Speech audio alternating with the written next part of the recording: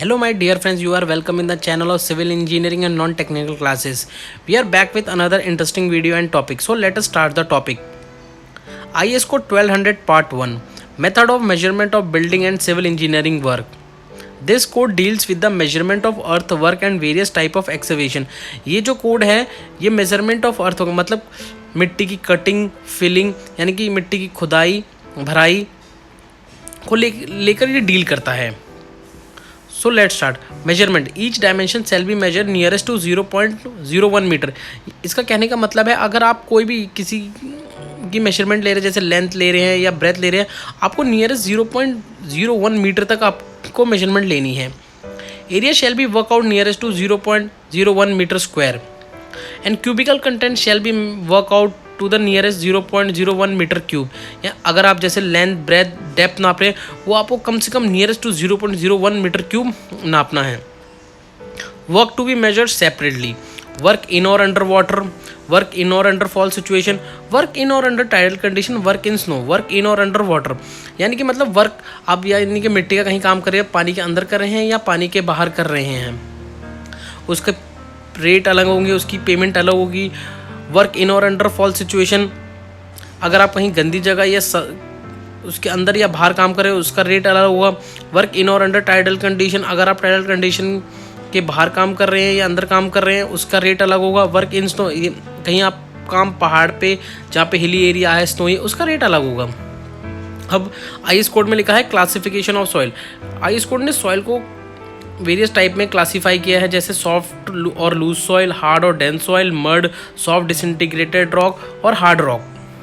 Soft और loose soil, this soil yields ordinary application of pick, shovel और टू फावड़ा. ये जो सॉइल है हम इसको खोद सकते हैं नॉर्मल, जैसे फावड़ा हो गई, कस्सी हो गया, पिक हो गया, शॉवल हो गया. Hard and dense soil, this soil yield to the application of pick और जंपर. ये जो सॉइल है थोड़ी हार्ड होती है जिसके लिए हमें जंपर का यूज़ करना पड़ता है या पिक का यूज़ करना पड़ता है. Mud, a mixture of soil and water in fluid और वीक सॉलिड स्टेट. ये वो है जैसे आपने कीचड़ कहते हैं मड को, मतलब जिसमें पानी की मात्रा ज़्यादा हो और मिट्टी कम हो. Soft and disintegrated rock, this rock not requiring a blasting furnace, this can be yield with crowbar. ये जो सॉइल है इसमें ब्लास्टिंग फर्नेस नहीं करते हैं, जैसे मतलब आपने कहीं कहीं देखा होगा कि चट्टानों को तोड़ने के लिए हम ब्लास्टिंग करते हैं, बम के धमाके करते हैं, उसे हम ब्लास्टिंग कहते हैं. हार्ड रॉक, दिस रॉक और बोल्डर रिक्वायरिंग अ ब्लास्टिंग, मतलब इसमें जो रॉक होती है ना उसमें आपको ब्लास्टिंग करनी ही पड़ेगी, विदाउट ब्लास्टिंग आप नहीं उस पत्थर को तोड़ पाएंगे. और जैसे कहीं कहीं हार्ड रॉक होती है वहाँ पे ब्लास्टिंग करनी ज़रूरी है बट प्रोहिबिटेड होता है, किसी किसी एरिया में वो प्रोहिबिटेड हो यानी कि ब्लास्टिंग बंद होती है, तो आपको वो मैनुअली हैंड चीजलिंग से ही करनी पड़ती है. क्लासिफिकेशन के बाद हम बात करते हैं मेथड ऑफ मेजरमेंट कि कैसे मेजर किया जाता है अर्थवर्क को. The measurement of earthwork is done in cubic metre, length, breadth और विड्थ, हाइट और डेप्थ.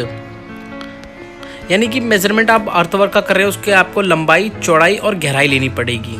फिर उसके बाद बात करते हैं फिलिंग. फिलिंग का मतलब भराई होता है. Actual measurement of filling shall be calculated by taking the level of original ground before the start of work and after the side clearance. आप जैसे कभी भी कहीं पे भी फिलिंग करते हैं, मिट्टी भरते हैं, आपको ना पहले ही उसकी डेप्थ लेनी पड़ेगी साइड क्लियरेंस से पहले. Deduction shall be measured from the actual measurement. इसका कहने का मतलब ये जैसे आप कहीं मिट्टी भर रहे हैं उसके ही बीच में एक दीवार आ रही है तो आपको उस दीवार को ही डिडक्ट करना पड़ता है. If the filling is obtain from borrow pit it shall be measured from the borrow pit as excavation. जैसे आपने कहीं मिट्टी अगर ऑब्टेन करी है, जैसे खुदाई से मिट्टी ऑब्टेन करी है, आपको जो उसकी मेजरमेंट लोगे वो एक्सकेवेशन के रूप में लोगे, क्योंकि फिलिंग का रेट थोड़ा कम होता है, एक्सकेवेशन का रेट ज़्यादा होता है. फिर हम बात करते हैं surface dressing. Trimming of natural ground, excavated surface and filled up area to remove the vegetation. If the dressing depth is not exceed 150 mm deep it shall be measured in square metre. Surface dressing, dressing से ही आपको सुन के समझ आ रहा होगा dressing मतलब उसको level करना. आप किसी भी ग्राउंड को लेवल कर रहे हैं या ट्रिम कर रहे हैं, उसमें से आप लोग शर्ब्स हटा रहे हैं, वेजिटेशन हटा रहे हैं, अगर उसकी डेप्थ 150 mm से कम है तो आप उसको स्क्वायर मीटर में नापेंगे. Rough excavation. If the excavation not requiring a dressing of side and bottom such as earth from borrow pit, hillside cutting shall be described as rough excavation and it shall be measured as cubic meter. जैसे आप कहीं पे मिट्टी खोद रहे हो, वहाँ पे ड्रेसिंग करने की ज़रूरत नहीं है, उसके साइड्स में बॉटम में उसे ऐसे ही रहने देना है। जैसे आप कहीं पहाड़ काट रहे हो तो उसमें वो ड्रेसिंग की ज़रूरत नहीं होती, तो उसको आप क्यूबिक मीटर में नापोगे और उसे हम रफ एक्सकेवेशन कहते हैं। Surface excavation, if the excavation exceeds 1.5 metre in width as well as 10 metre square on plan but not exceeds 300 mm in depth, described as surface excavation, is shall be measured as square meter। जैसे आप कहीं पे excavation करते हैं, अगर उसकी चौड़ाई 1.5 metre से ज़्यादा है या उसका एरिया 10 मीटर स्क्वायर से ज़्यादा है but not exceeding 300 mm in depth, यानी कि उसकी जो गहराई है वो 300 mm से ज़्यादा नहीं है, तो आप उसको स्क्वायर मीटर में नापोगे। Excavation over area, excavation exceeding 1.5 metre in width as well as 10 metre square on plan and 300 mm in depth as described as excavation over area, it shall be measured in cubic meter, length, breadth and height। बस surface excavation से over excavation में ये difference है, बस इसमें जो depth होती है वो 300 mm से ज़्यादा हो जाती है, तो हम उसको क्यूबिक मीटर में। 5वें पॉइंट पे आते हैं, excavation in trenches for foundation and for pipe and cable.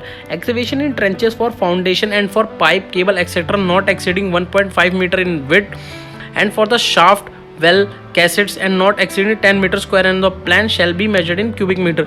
आप जैसे कहीं पे भी एक्सकेवेशन कर रहे हैं किसी ट्रेंच के अंदर जिसमें जैसे आपको केबल डालनी है या फाउंडेशन करनी है, अगर उसकी जो चौड़ाई है 1.5 मीटर से ज़्यादा नहीं है या उसका जो एरिया एक्सीड ना करे 10 मीटर स्क्वायर से, तो आप उसको क्यूबिक मीटर में नापेंगे। फिर हम छठे पॉइंट पे आते हैं, planking and स्टटिंग। Planking and strutting is required to uphold the excavated earth. It shall be measured in square meter. Planking and strutting का मतलब आप समझ जाए, जैसे हम आरसीसी में शटरिंग करते हैं कंक्रीट को रोकने की, वैसे ही अगर आप कहीं खुदाई कर रहे हैं उसको अर्थवर्क को आपको अपहोल्ड करना है तो आपको प्लैंकिंग और स्ट्रटिंग करनी पड़ती है, तो इसको हम स्क्वायर मीटर में नापते हैं। फिर आता है हमारा 7वां point, lead and lift. Lead is a horizontal distance of movement of earthwork. मतलब जैसे आप किसी साइड से जाके मिट्टी को दूसरी जगह फेंक रहे हैं, जैसे हम कहीं फिलिंग कर रहे हैं, उसे हम लीड कहते हैं। और lift is a vertical movement of earthwork, यानी कि आप गड्ढा कर रहे हैं या गहराई में जा रहे हैं, उसे हम लिफ्ट कहते हैं। Up to 1.5 metre lift and 30 metre lead are included in the payment. Above these value separate payment should be done, यानी कि अगर आप लिफ्ट आपकी 1.5 मीटर से ज़्यादा ना हो और लेड आपकी 30 मीटर से ज़्यादा ना हो, आपकी पेमेंट में इंक्लूड होती है। अगर उससे ज़्यादा होती है इसका एक सेपरेट आइटम बनता है और फिर एक डिफरेंट मोड ऑफ पेमेंट होती है। Removing of tree and hedges, cleaning the shrub, small tree not exceeding 300 mm grit shall be measured in square meter, above 300 shall be measured in cubic meter, the grit shall be measured at 1 meter above the ground level। जैसे आपको, जैसे आप कहीं पे जैसे मिट्टी का काम कर रहे हैं या फिलिंग कर रहे हैं या कटिंग कर रहे हैं, हम वहाँ पे पेड़ आ रहा है और आपको उसको पेड़ को काटने को कहा जा रहा है, तो आपको सबसे पहले तो ये देखना पड़ेगा कि उसकी जो ग्रिट, उसकी जो गोलाई, पेड़ की गोलाई है वो 300 mm से ज़्यादा है तो आप उसको क्यूबिक मीटर में लेंगे, और 300 mm से कम है तो आप उसको स्क्वायर मीटर में लेंगे। और ग्रिड नापते कैसे, जो हमारा NGL होता है, नेशनल ग्राउंड लेवल होता है, उस लेवल से आपको 1 मीटर अप जाना पड़ेगा, यानी कि 1 मीटर ऊपर जाना पड़ेगा पेड़ तक, और वहाँ पे एक मार्क करके आपको फिर ग्रिड नापना पड़ेगा। और पेड़ काटने से पहले सबसे पहले तो आपको ये पता है कि वन विभाग से आपको परमिशन लेनी पड़ेगी, उसके बाद ही काटा जाएगा। इसलिए इसमें पेड़ को डिस्क्राइब किया है according to their grid. So thank you friends, hope you will understand the video. If any doubt, please comment. We will back with another video in next topic.